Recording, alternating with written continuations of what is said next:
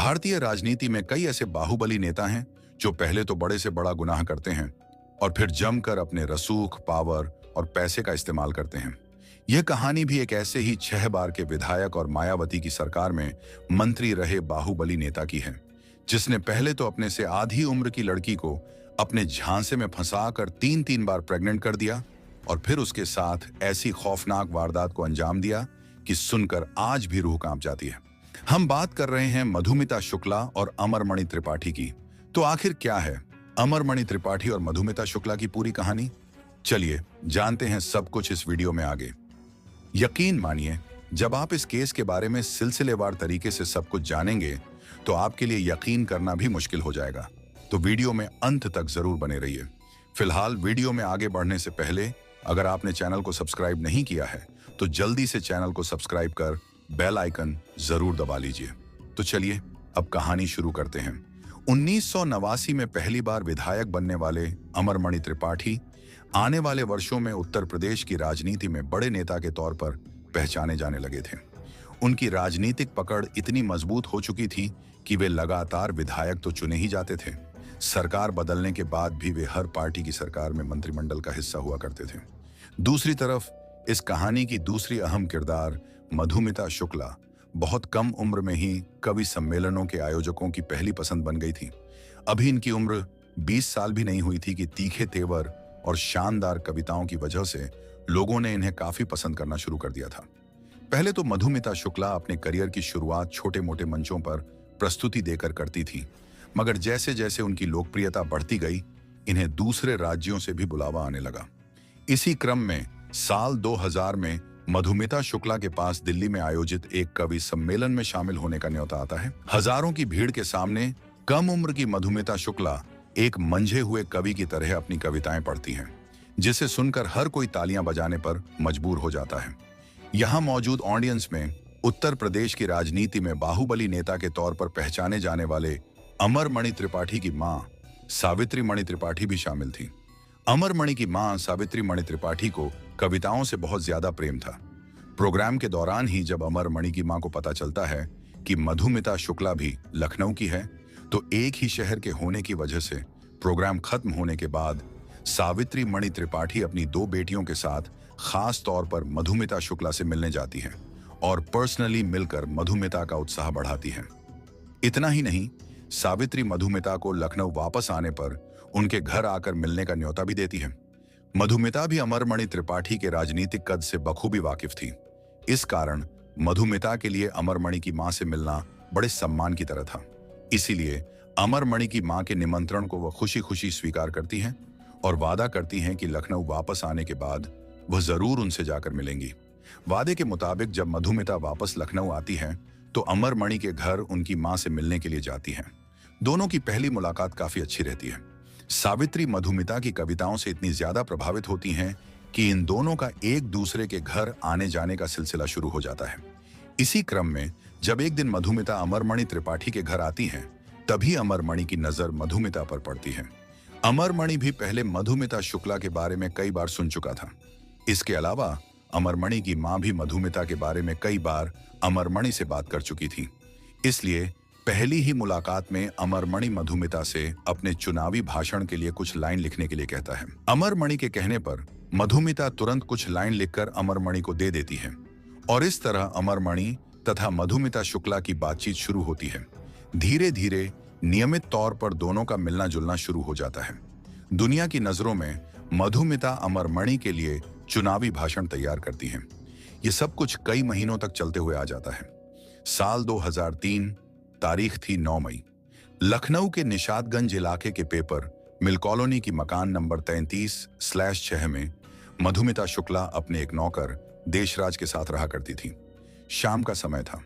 मधुमिता कुछ लिखने में लगी हुई थी, तभी दरवाजे पर 2 व्यक्ति दस्तक देते हैं।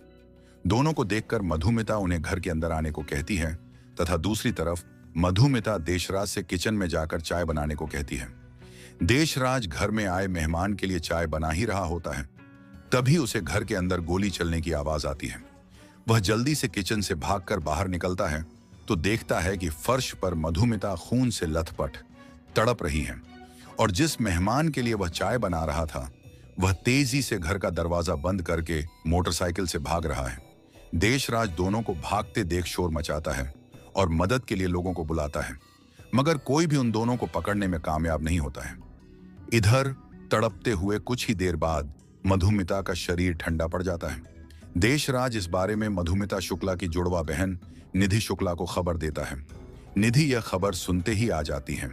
इस हत्या की जानकारी लगभग 7 बजे के आसपास स्थानीय पुलिस स्टेशन में दी जाती है। हत्या की खबर सुनकर पुलिस वालों को लगता है कि यह हत्या लूटपाट के इरादे से की गई है, मगर जब कुछ आला पुलिस अधिकारी मौके पर पहुंचते हैं तो उन्हें अंदाजा हो जाता है कि दरअसल घर में किसी तरह की लूटपाट नहीं हुई है, बल्कि बिल्कुल नजदीक से मधुमिता को गोली मारी गई है। मौके पर पुलिस के कई आला अधिकारी पहुंचते हैं और मामले की जांच शुरू करते हैं। सबसे पहले स्थानीय पुलिस अधिकारी मधुमिता के कमरों की तलाशी लेते हैं, जहां से उन्हें मधुमिता का मोबाइल और कुछ पर्सनल डायरी मिलती है। घर से कुछ सबूत और सामान जब्त करके उन्हें जांच के लिए आगे भेज दिया जाता है, जबकि मधुमिता के शव को अगले दिन पोस्टमार्टम के लिए भेज दिया जाता है। खबर आती है कि जिस अस्पताल में मधुमिता का पोस्टमार्टम होता है, वहां खुद अमरमणि त्रिपाठी अपने सहयोगियों के साथ आते हैं और पोस्टमार्टम पूरा होने तक वहीं पर खड़े रहते हैं। अमरमणि के ऐसा करने के पीछे की वजह तब यह बताई जाती है कि निजी तौर पर मधुमिता को अमरमणि की मां पसंद करती थी। इसके अलावा मधुमिता खुद भी अमरमणि के लिए काम किया करती थी, इसलिए अमरमणि परिवार की हिम्मत बढ़ाने के लिए पोस्टमार्टम रूम तक आते हैं। पोस्टमार्टम करवाने के बाद अमरमणि त्रिपाठी अपनी ही निगरानी में मधुमिता शुक्ला के शव को मधुमिता के पैतृक आवास लखीमपुर खीरी के लिए रवाना कर देते हैं। लखनऊ से मधुमिता शुक्ला का घर लगभग 140 किलोमीटर था। इसमें से लगभग 110 किलोमीटर का सफर सभी लोग पूरा कर चुके थे। गांव में अंतिम संस्कार की तैयारी भी पूरी हो चुकी थी। तभी लखनऊ के तत्कालीन एसएसपी अनिल अग्रवाल को गुप्त जानकारी मिलती है। वह तत्काल ही पुलिस की एक टीम भेजकर किसी भी कीमत पर मधुमिता शुक्ला के शव को वापस लखनऊ लाने का आदेश देते हैं। दरअसल जब मधुमिता शुक्ला की डायरी और मोबाइल की जांच की जाती है तो शुरुआती जांच में ही पता चलता है कि मधुमिता ने अपनी डायरी में अपने गर्भवती होने के बारे में लिखा था। इसके अलावा इस डायरी से यह भी पता चलता है कि मधुमिता और अमरमणि त्रिपाठी पिछले कई वर्षों से लगातार रिलेशनशिप में थे। डायरी में यह भी दावा था कि इन दिनों मधुमिता शुक्ला गर्भवती थी। एसएसपी अनिल अग्रवाल तुरंत इन दावों के बारे में मधुमिता शुक्ला की बहन निधि शुक्ला से बात करते हैं। निधि ये बात कंफर्म करती है कि अमरमणि त्रिपाठी और उसकी बहन मधुमिता शुक्ला काफी समय से एक दूसरे के साथ रिश्ते में थे और यह तीसरी बार है जब मधुमिता प्रेग्नेंट हुई हैं। इससे पहले 2 बार मधुमिता का अबॉर्शन करवा दिया गया था। इसका भी जिक्र मधुमिता की डायरी में मिलता है। पुलिस अधिकारी को यह बात समझ आने लगती है कि अमरमणि त्रिपाठी मधुमिता के अंतिम संस्कार में जल्दबाजी, मधुमिता की हमदर्दी में नहीं बल्कि अपना गुनाह छिपाने के लिए कर रहा है। इसलिए वह जल्द से जल्द किसी भी कीमत पर मधुमिता का शव वापस लखनऊ लाने का आदेश देते हैं, ताकि यह कंफर्म किया जा सके कि मधुमिता वास्तव में प्रेग्नेंट है या नहीं, और अगर प्रेग्नेंट है तो उस बच्चे का पिता कौन है। अनिल अग्रवाल के आदेश पर फिर से 110 किलोमीटर का सफर तय करने के बाद मधुमिता के शव को बेहद गुपचुप तरीके से वापस लखनऊ लाया जाता है। शुरुआती जांच में यह कंफर्म हो जाता है कि मधुमिता 7 महीने की प्रेग्नेंट थी। हालांकि पोस्टमार्टम रिपोर्ट में इस बात का कहीं भी जिक्र नहीं किया गया था, क्योंकि पोस्टमार्टम रूम में मौजूद अमरमणि त्रिपाठी ने दबाव डालकर शुरुआत में ही इस तथ्य को छुपा दिया था। अब एसएसपी अनिल अग्रवाल अपनी निगरानी में मधुमिता के गर्भ में पल रहे भ्रूण का डीएनए सैंपल कलेक्ट करवाते हैं, ताकि इस बात का पता लगाया जा सके कि इस बच्चे का पिता कौन है। जैसा कि मधुमिता शुक्ला की डायरी में अमरमणि त्रिपाठी का जिक्र बच्चों के पिता के तौर पर था, इसलिए पूरी कागजी कार्यवाही पूरी करने के बाद अमरमणि त्रिपाठी का भी डीएनए सैंपल लिया जाता है। कुछ दिनों बाद जब डीएनए सैंपल का रिजल्ट आता है तो यह पता चलता है कि वास्तव में मधुमिता शुक्ला के गर्भ में पल रहे बच्चे का पिता कोई और नहीं बल्कि अमरमणि त्रिपाठी ही हैं। इन सब के अलावा शुरुआत में ही मधुमिता शुक्ला की बहन निधि शुक्ला भी पुलिस के सामने बयान देते हुए अमरमणि त्रिपाठी पर ही अपनी बहन की हत्या का आरोप लगाते हुए एफआईआर दर्ज करने की मांग करती हैं। निधि के मुताबिक अमरमणि ने मधुमिता से शादी का वादा करते हुए शारीरिक संबंध बनाए थे। पहले 2 बार जब मधुमिता प्रेग्नेंट हुई थी तो किसी तरह अमरमणि ने अबॉर्शन करवा दिया था, मगर तीसरी बार मधुमिता अबॉर्शन करने से मना कर देती हैं। इस कारण अपना गुनाह छिपाने के लिए अमरमणि त्रिपाठी मधुमिता की हत्या करवा देते हैं। निधि शुक्ला के इस बयान के बावजूद शुरुआती दौर में अमरमणि त्रिपाठी या उनके परिवार के किसी भी सदस्य को आरोपी नहीं बनाया जाता है और न ही एफआईआर में किसी का नाम दर्ज किया जाता है। मगर जब डीएनए रिपोर्ट आ जाती है तो इस मामले को क्राइम ब्रांच लखनऊ को भेज दिया जाता है। लखनऊ क्राइम ब्रांच के तत्कालीन एसपी राजेश पांडे इस केस की पूरी ईमानदारी से जांच शुरू कर देते हैं। इसका नतीजा यह होता है कि तत्काल ही उनका ट्रांसफर कर दिया जाता है। उस समय उत्तर प्रदेश की मुख्यमंत्री मायावती थीं और अमरमणि त्रिपाठी मायावती की सरकार में मंत्री भी हुआ करते थे। मायावती पर आरोप लगने लगते हैं कि वह अमरमणि त्रिपाठी को बचाने के लिए ही अधिकारियों का ट्रांसफर करवा रही हैं। इसके अलावा लगातार सीबीआई से इस मामले की जांच की मांग होती रहती है, मगर मायावती इस मामले को सीबीआई तक नहीं भेजती। हालांकि जब दबाव बहुत ज्यादा बढ़ता है तब इस मामले की जांच सीआईडी को दे दी जाती है। मामला हाथ में लेने के बाद सीआईडी के अधिकारी इस मामले की जांच शुरू करते हैं, मगर यहां भी कुछ अजीब घटनाएं देखने को मिलती हैं। दरअसल जब सीआईडी के 2 अधिकारी पूरी मेहनत से इस केस की जांच करने लगते हैं और एक दिन अमरमणि त्रिपाठी के घर उनसे पूछताछ करने पहुंच जाते हैं तो उन दोनों अधिकारियों को ही मायावती की सरकार द्वारा सस्पेंड कर दिया जाता है। अब खुले तौर पर मायावती पर अमरमणि त्रिपाठी को बचाने का आरोप लगने लगता है। हालांकि जब हंगामा ज्यादा बढ़ता है तो मायावती अमरमणि त्रिपाठी को मंत्रिमंडल से तो निकाल देती हैं, मगर उनके खिलाफ जांच में किसी तरह की तेजी नहीं दिखाई जाती। इसी बीच अपनी बहन को न्याय दिलाने की लड़ाई लड़ रही निधि शुक्ला मामले के बारे में तत्कालीन प्रधानमंत्री अटल बिहारी वाजपेयी से बात करती हैं और उनसे इस मामले की जांच सीबीआई से करवाने की सिफारिश करती हैं। कथित तौर पर पीएमओ से दबाव आने के बाद मायावती इस मामले की जांच सीबीआई से करवाने के लिए तैयार हो जाती हैं। 17 मई 2003 को आखिरकार इस मामले को सीबीआई के हवाले कर दिया जाता है। अब जो जांच में खुलासा होता है वह हैरान करने वाला होता है। दरअसल इस हत्या में केवल वन अमरमणि त्रिपाठियन का ही रोल नहीं था, बल्कि पूरी साजिश के तहत इस हत्या को अंजाम दिया गया था। सीबीआई की जांच में सामने आता है कि पहले तो अमरमणि त्रिपाठी और मधुमिता शुक्ला की मुलाकात यूं ही होती है, मगर धीरे धीरे दोनों एक दूसरे के करीब आ जाते हैं। शादीशुदा और बच्चों का पिता होते हुए भी अमरमणि त्रिपाठी अपने से आधी उम्र की लड़की मधुमिता शुक्लाबेन से शादी का वादा करके शारीरिक संबंध बनाता है। पहले 2 बार जब मधुमिता प्रेग्नेंट होती हैं तो अमरमणि के कहने पर वह अबॉर्शन करवा लेती हैं, मगर तीसरी बार वह अबॉर्शन करवाने से साफ इनकार कर देती हैं और अमरमणि पर शादी करने का दबाव बनाने लगती हैं।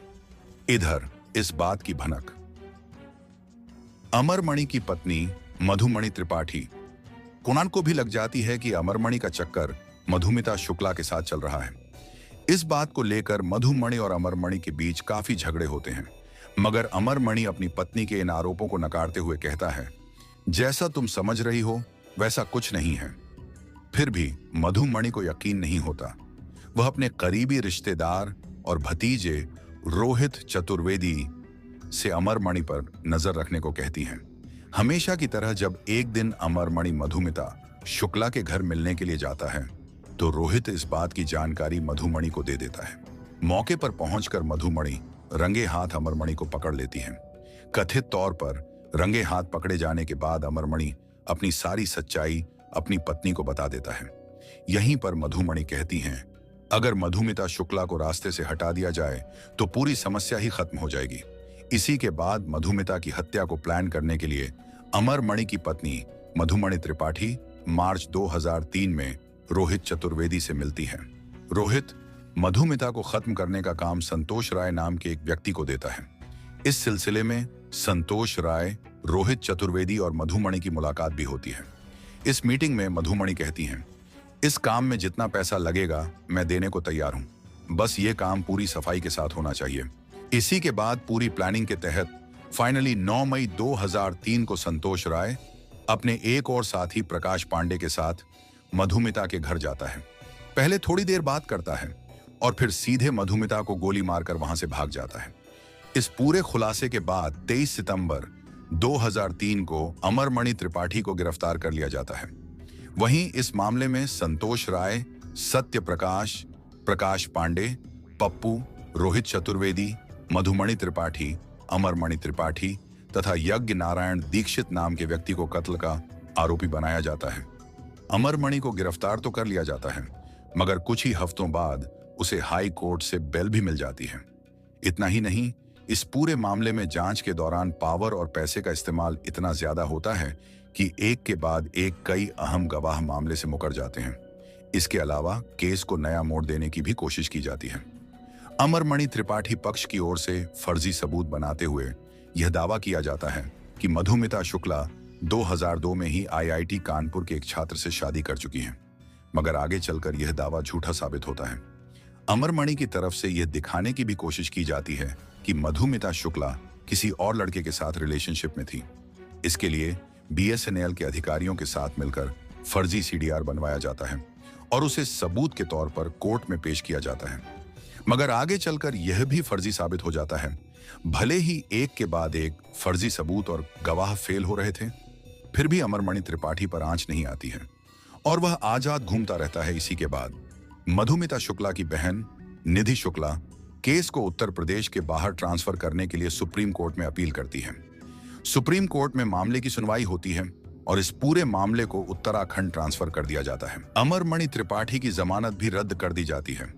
फाइनली उत्तराखंड में इस मामले की सुनवाई शुरू होती है और अमरमणि त्रिपाठी पर लगाए गए सभी आरोप सही साबित होते हैं।